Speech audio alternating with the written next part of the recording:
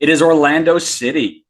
So let's go ahead and dive in. Orlando City brought in three players this window: Nicholas Giacchini, the American international striker; Ivan Angulo on loan from Palmeiras; and Wilder Cartanega on loan from Al Ittihad, and also sent out Sylvester Vanderwater, never really got his feet going, Matthias Ayas to Racing Club, and also sent Sebastian Mendez to LAFC.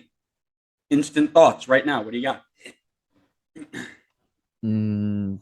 I don't know too much about Ivan Angulo or Wilder uh, Cartagena. Um, so it's hard for me to say on how much of an impact they'll bring to the table.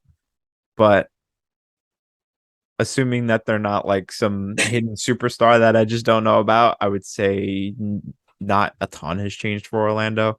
I think bringing in Giacchini is good.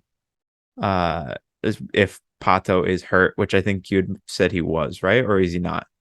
Took to get himself hurt. I don't know for how long. Yeah, so I don't think they made like LAFC, Toronto FC type signings. I don't think they got worse. I don't think they got a ton better, but maybe a little bit better. Uh, so yeah, I don't think no issues with their transfer window, I would say. The Pato move, or the Pato injury rather. He is flying back to Brazil to have his surgery, so there's no time He's to probably out for a little him. bit then. My guess is his season's probably over. That being said, Orlando sitting in 10th place in the Supporter Shield standing, 5th place in the East with 26 games played, 30 goals for, -7 in your goal differential. Would have thought they would have gone a little bit more defensive here. So the Nicholas Giacchini gives you a little bit of depth now in the attack again. Pato got hurt right at the very end of this window, so you couldn't really predict that. But this is MLS 4.0, so you don't just do that. But Defense does not exist in 4.0. correct. But yeah, so he's you've got now this defensive midfielder that Wilder Cartagena, Mm-hmm. who is going to fill the role of Mendez, who didn't get a lot of time. Yeah, In but I don't understand this. What is with Orlando City and stockpiling defensive midfielders? Like, how many more do they need? They have Andres Perea, they have Cesar Arujo, they have Junior Urso, they had Sebastian Mendez. Obviously they let him go, but like, what is with stockpiling all these defensive mids? well, it's a move that is going to have to strengthen them, or it might be a move for the future. He played 2 games in MLS next, so He's 27. He's not a move for the future. He's a move for the now. it might be allowing people to be moved for the future though. But anyways, so he's here. Um, Again, I don't have an issue with it. They're pretty set in where they are. You've got Miami close to them, actually even with them, and Columbus right behind them, and New England right behind them. Did they need to do a little bit more? Yes.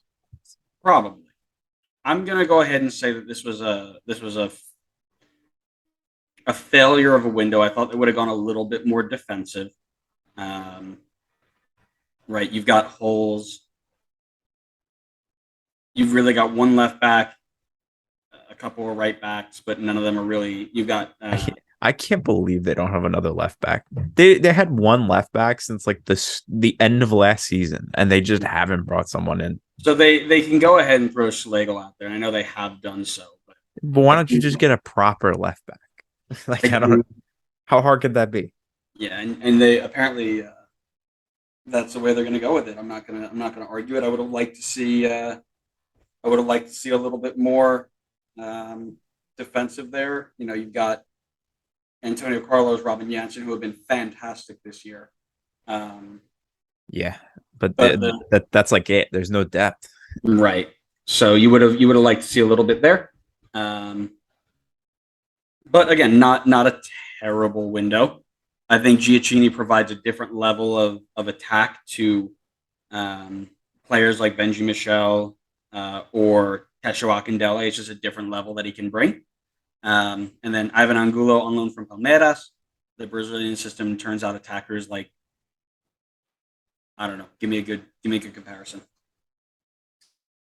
Like clockwork. Great, I love it. Um, so yeah, I'm gonna say it's pretty much a break even here. Vanderwater never really got going. Ayas never got going. Mendez really wasn't playing too much, so sending him over to LAFC to make room for Cartagena. Great. I think it's a lose window for them. I don't think they did enough to keep up with the teams that are around them. I mean, they were like borderline a playoff team right now. Even though they're sitting in fifth, they have a game in hand on Columbus, so potentially could drop below them, in which case you're sitting sixth and you have teams that are making a strong push to get into the playoffs, like a Toronto, potentially like an FCC, Chicago, New England. Like, I think you needed to do more. Um, Obviously the team is like decent enough on paper that you're in a playoff position right now, but like we said, not a lot of depth in the back line. A couple of injuries and things start to fall apart. So I'm gonna say lose window for them. Or Alrighty. is that how we're classifying it? Is it like win window or Yeah, like winner, lose winner, window? loss, winner, loss. Loss. So you're gonna say loss. All right. Next.